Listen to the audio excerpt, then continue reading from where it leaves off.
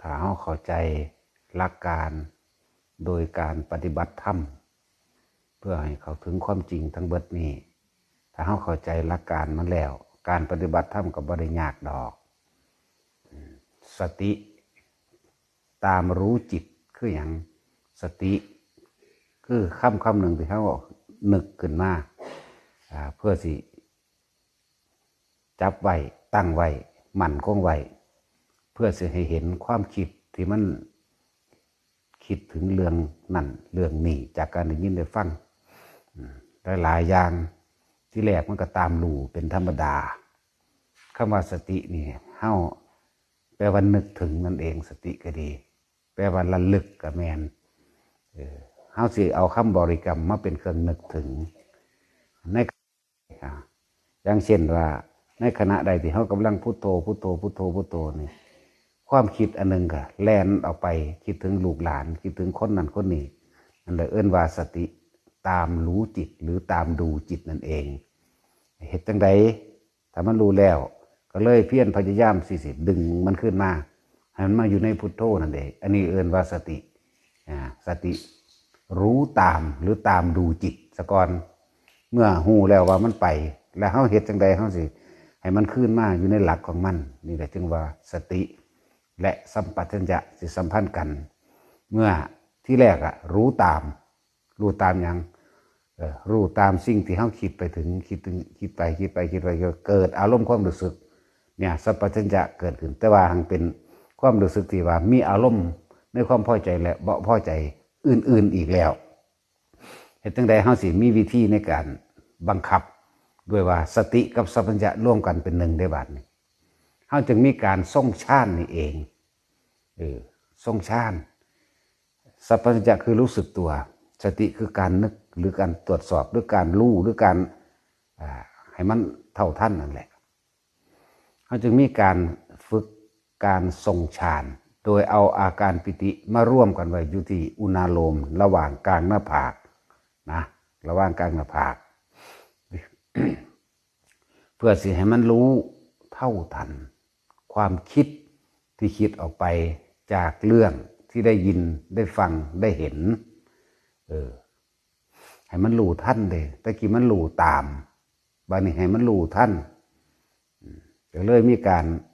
ฝึกการทรงฌานนั่นเองเอาความรู้สึกที่มันเป็นปีติที่มันเป็นนิ่มๆนวงๆนึบๆที่มันเกิดระหว่างกลางหน้าผากมาเป็นสัพพัญญะ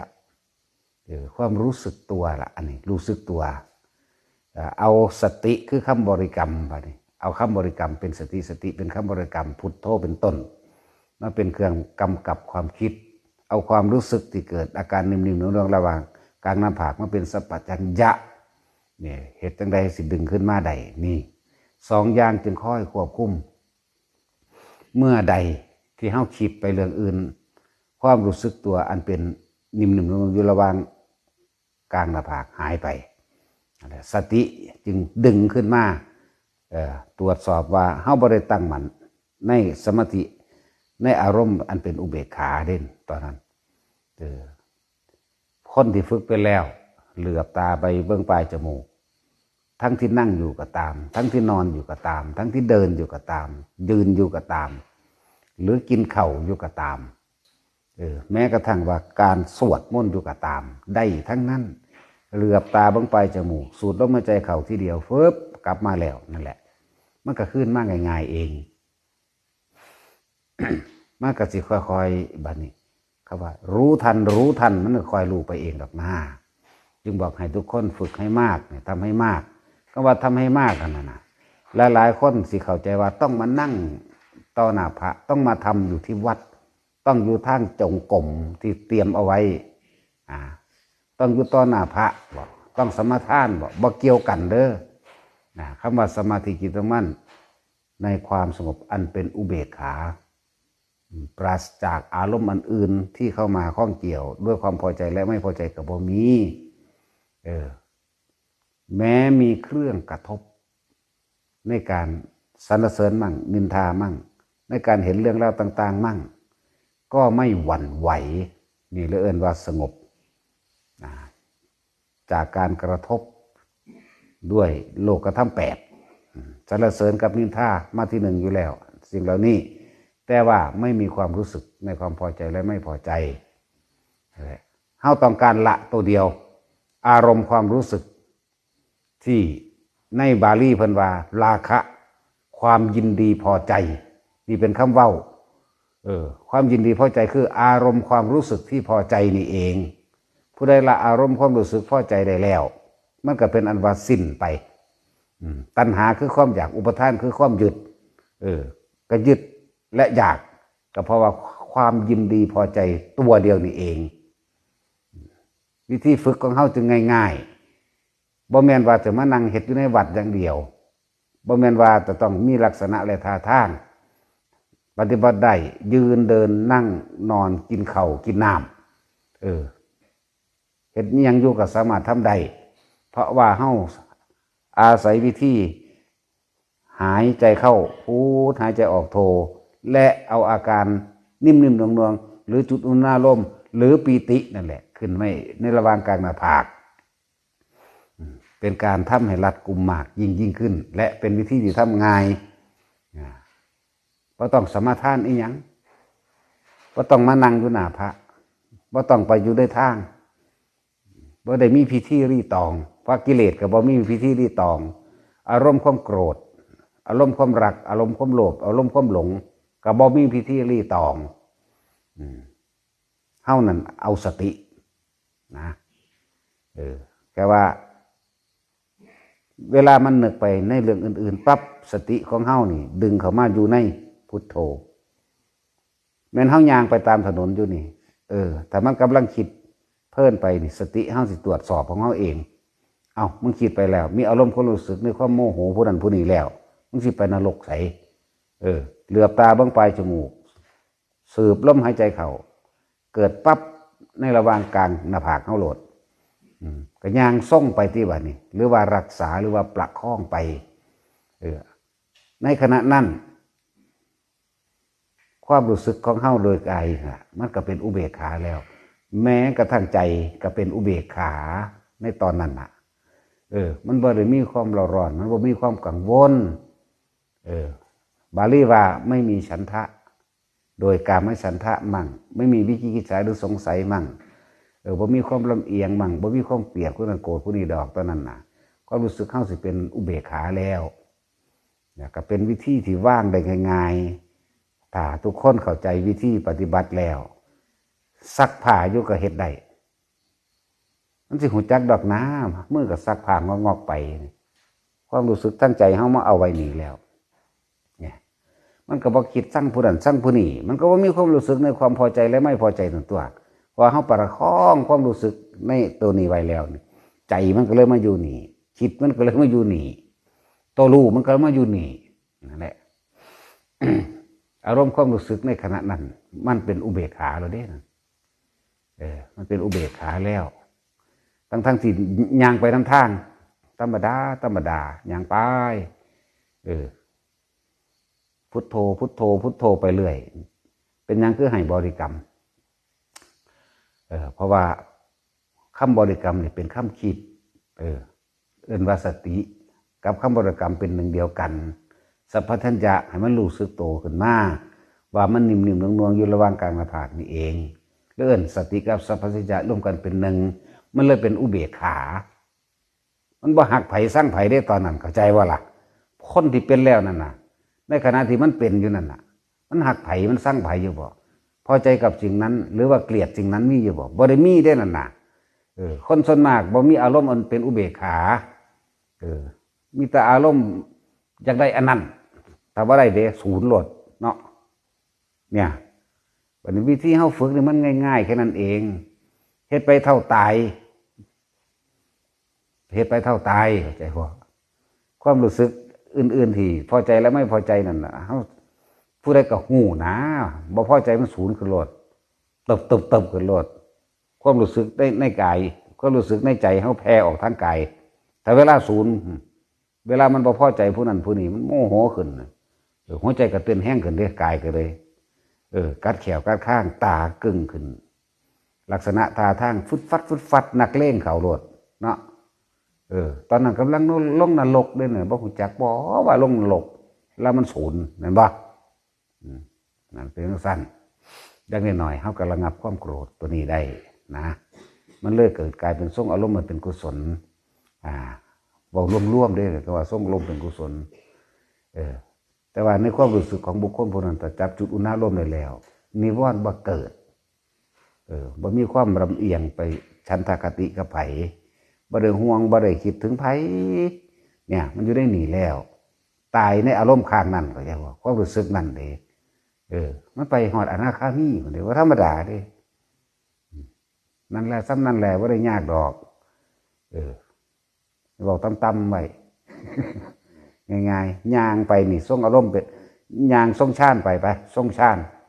เพ่งอยู่ในอารมณ์เดียวเลยเอื่นว่าทรงฌานฌานไปว่าเพ่งเพ่งอยู่ในอารมณ์เดียวความรู้สึกเดียวไปงาไม่หักใส่หัวตายซ้ำโอ้หักใส่บ่ได้คือว่าล่ะ หักใส่บ่ได้เพราะว่าสมาบัติผลอาการปิติอันเกิดจากฌานเป็นสมาบัติเกิดขึ้นนี่งาไม่ก็ตกใส่หัวบ่ได้หรอกมันฟงออกไปทั้งไม้เอาไม้หัวใจว่ายตายซะ หัวใจว่ายตายเอาเองไหมเป็นพุ่มเลยเด่นนะจักว่าล่ะง่ายๆหนึ่งเด่นนะเฮ็ดซ้ำนี่แหละว่าจะเห็นอย่างมากที่นี่เฮาขายของอยู่กับเฮ็ดได้เด้ล่ะถ้าแค่สังเกตอารมณ์ความรู้สึกของเจ้าของว่าโกรธเกลียดเขาบ่เวลาเขาบอกบ่ถึกหูเข้าใจว่าแต่ว่าเขาสมองเขาหัวใจมันบ่ถึกหูก็ดี สิศูนย์เขาบ่เร็วๆแน่นี่เฝ้าได้นี่จังซั่นจังซี่นั่นปากเขาก็ตอบตัวเขาไปสิกำลังเฮ็ดเจ้าข้ากะแต่ว่าในใจของเจ้าของมันบ่ศูนย์เข้าใจว่าล่ะนี่วิธีสังเกตมันง่ายๆนี่นะสติกับอีกอันหนึ่งใกล้กองอันหนึ่งเมื่อสติตัวนี้เป็นเป็นเครื่องตรวจสอบเป็นตัวรู้สมาธิเป็นตัวกองหยังกูบ่มีความรู้สึกว่ากูพอใจหรือบ่พอใจกูบ่เครียดไว้นี่นั่นแหละปฏิบัติธรรมจักบอกมันง่ายๆหนึ่งได้ล่ะขับรถไปอยู่จังสิเขาขี่รถมาปาดหน้าฟุดจังสิเท่ากับแค่เหลียวเบิ่งเขาซื่อๆบ่มีความรู้สึกหรือความพอใจหรือบ่พอใจนี่มันสงบระงับเข้าใจบ่ละบาดนี่ง่ายๆขี่รถก็เฮ็ดย่างไปก็เฮ็ดขายก๋วยจั๊บป่าอยู่กับอีกเฮ็ดยังก็คือร้านมันก๋วยจั๊บป่าบ่ติเขาก็ถามไม่ได้ก๋วยจั๊บป่าเขาเอาป่าทำมีอยู่หรือเปล่าว่าเนาะซื้อมันซื้อว่าป่าบ่แม่นเอาป่าเฮ็ดซื้อมันซื้อว่าอีปากไงเฟอร์มันตั้งซื้อวางสั้นปากคราบเขาถามก๋วยจั๊บป่ามีเหรอว่าสั้นนี่ไปถามมันเบิ่งมันเฟอร์อยู่หั่นว่านั่นแหละแต่เฮาทรงอารมณ์อันเป็นกุศลอันนี้หรือว่าทรงฌานอันนี้อาการปิติอันนี้ความโกรธมันสิคอยหายไปเด้มันบ่จักไปคิดน้ำอันอื่นมันอยู่นี่มันสบายกว่าแม่นบ่ล่ะมันสบายกว่าก็จะไปคิดน้ำเขาเห็นหยังภาษาคนเว้ามื้อนึงมันเว้าเท่าใดอย่างเนาะคือเจ้าของนั่นล่ะมื้อนึงเว้าเท่าใดอย่างนั่นแหละเป็นจังซั่นฉะนั้นให้รักษาอารมณ์อันเป็นกุศลเอาไว้ทรงฌานเอาไว้เพ่งอยู่ในอารมณ์เดียวหรือทรงฌานผู้ใดตายในอารมณ์ข้างในฌานนี่นะพรหมโลกยังต่ำเข้าใจว่าล่ะยังต่ำว่าซั่นอนาคามีอย่างกลางนี่อย่างกลางเด้บรรลุเลยก็มีนะในขณะนั้นว่างจากความรู้สึกในความพอใจและบ่พอใจจากว่าเป็นผู้มีสติรู้อยู่คืออุเบกขาอันนี้เป็นแค่คำเว้าดังเด้บุคคลผู้นั้นสิรู้เอาเองดอกว่ามันว่างอย่างยิ่งเลยบุคคลผู้นั้นสิรู้เอาเองบ่ได้วาดวันคันครามในความสิตายเด้คนผู้นั้นล่ะสิรู้เอาเองดอก